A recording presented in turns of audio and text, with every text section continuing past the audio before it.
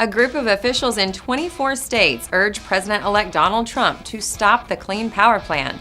Carbon Cycle Energy breaks ground on a $100 million biogas plant, and the managing editor of Hydro Review and HRW Hydro Review Worldwide joins me in the studio for today's edition of Inside the Industry. It's Thursday, December 22nd, and this is Power Today.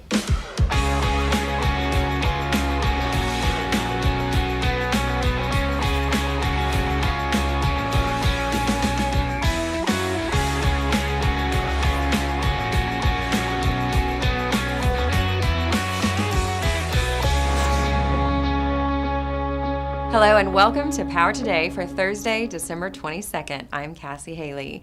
We begin today's edition of Power Today in the U.S., where a group of officials in 24 states has urged President-elect Donald Trump to stop President Barack Obama's strategy to tackle climate change and the shutdown of coal-fired power plants. The group, headed by West Virginia Attorney General Patrick Morrisey and Texas Attorney General Ken Paxton, is requesting that Congress undo the Clean Power Plan enacted by the Obama administration and also to prevent the Environmental Protection Agency from requesting similar regulations in the future. President Obama's Clean Power Plan is designed to lower the level of carbon emissions, mainly produced by coal-fired power plants, by the year 2030 to 32% below 2005 levels. The Supreme Court has ordered a delay in implementation of this law until legal challenges to the regulation are completed. Morrisey stated that the order to withdraw the Clean Power Plan should explain that the plan itself is unlawful and that EPA has no authority to enforce it. He further noted that the executive order is necessary in order to send an immediate and strong message to the states and regulated entities that the new administration will not enforce such a rule. President-elect Trump has already appointed cabinet members from top fossil fuel-producing states and has selected Oklahoma Attorney General Scott Pruitt, a vocal opponent of the president's measures to curb climate change, as the next head of the EPA. He has also chosen former Texas Governor Rick Perry, a known climate change skeptic, to head the Department of Energy. Early indications are that the Trump administration intends to roll back environmental protections and federal regulations and plans to revive oil and gas drilling and coal mining in the U.S. Aside from attempting to revive the fossil fuel sector, the Trump administration has indicated that it wishes to withdraw the country from the climate change deal agreed in Paris in 2015. In other power news, Colorado company Carbon Cycle Energy broke ground recently on a $100 million biogas plant that will produce about 2.4 million decatherms of natural gas quality methane a year. 1 million decatherms a year are contracted to Duke Energy for use at its Buck, Dan River, H.F. Lee, and Sutton combined cycle natural gas plants. That is enough to produce about 125,000 megawatt hours of electricity annually, the equivalent of the power needed to supply about 10,000 homes. Because the plant produces methane from waste, it is carbon neutral. It does not introduce any additional carbon into the environment as drilling the gas out of the ground does. Because of that, the biogas counts as a renewable energy source. Duke spokesman Randy Wheelis said, "This is a big development for biogas in North Carolina," says it will be a major part of Duke Energy's effort to meet the renewable energy requirements for swine waste-to-power in the state. Piedmont Natural Gas, a Duke subsidiary, has signed an interconnection agreement with the Carbon Cycle's C2E Renewables North Carolina subsidiary to transport the gas on its pipeline system. We're going to take a short break. When Power Today returns, the managing editor of Hydro Review and HRW Hydro Review Worldwide joins me in the studio. Inside the Industry is up next. Stay with us. Hello, I'm Cassie Haley, host of the Power News and Information show Power Today. I would like to introduce you to the Pinwell Hub app, which is designed from the ground up with your power intelligence needs in mind. Head to the App Store to download the free Pinwell Hub app, and you can start enjoying all the great content today. Ready to bring your specific power interests directly to your mobile device? Put the world of power at your fingertips with the Pinwell Hub app. Welcome back. Elizabeth Ingram is the managing editor of Hydro Review and HRW Hydro Review Worldwide. She recently joined me in the studio. Here's today's Inside the Industry. Welcome to Inside the Industry. We're joined today by Elizabeth Ingram, and we're going to be speaking a little bit about rehabs and upgrades for hydro.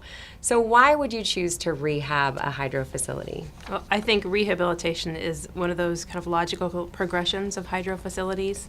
Their hydro facilities are incredibly long-lived.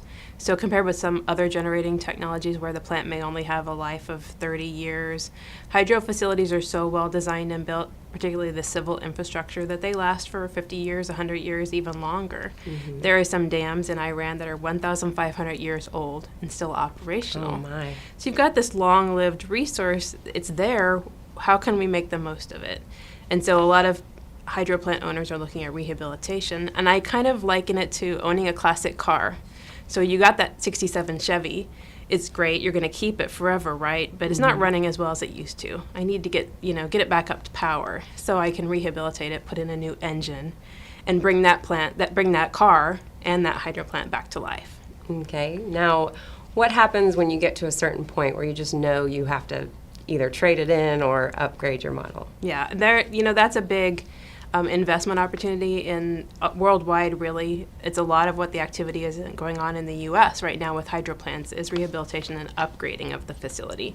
So I've got this facility. It's been operating well for me for 30 years, for 50 years, but it's not quite as robust as it used to be. Mm-hmm. So what can I do to kind of get it back to where it used to be, or potentially even get more power out of it?